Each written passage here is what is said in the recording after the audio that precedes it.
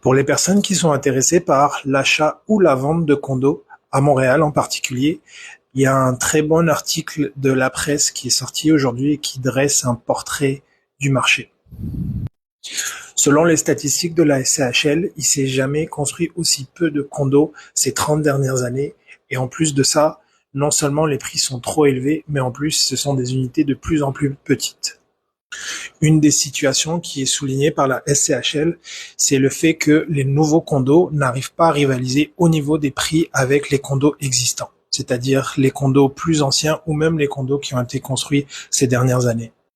Le marché s'est tellement resserré que, en particulier au centre-ville, une transaction sur 4 se fait à perte pour le vendeur. Et en ce qui concerne les nouvelles constructions, les coûts de construction ont tellement augmenté que ça devient de moins en moins rentable pour les promoteurs d'en construire.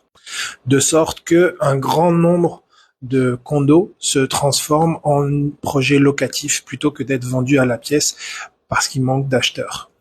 Donc tout ça a mené à un rebond du marché de la revente, donc les condos qui étaient déjà construits, qui étaient déjà possédés par des propriétaires et qui ont été mis sur le marché.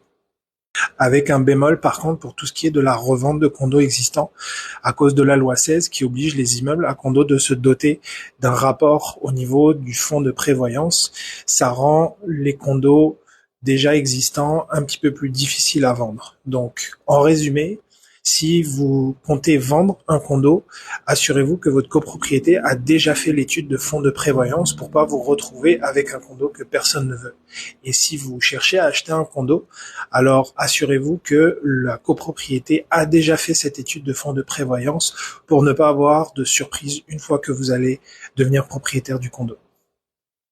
Et si vous voulez plus d'actualités immobilières sur le marché du Québec, je vous invite à vous abonner à Invest24, l'infolettre qui résume l'actualité immobilière 2 fois par semaine.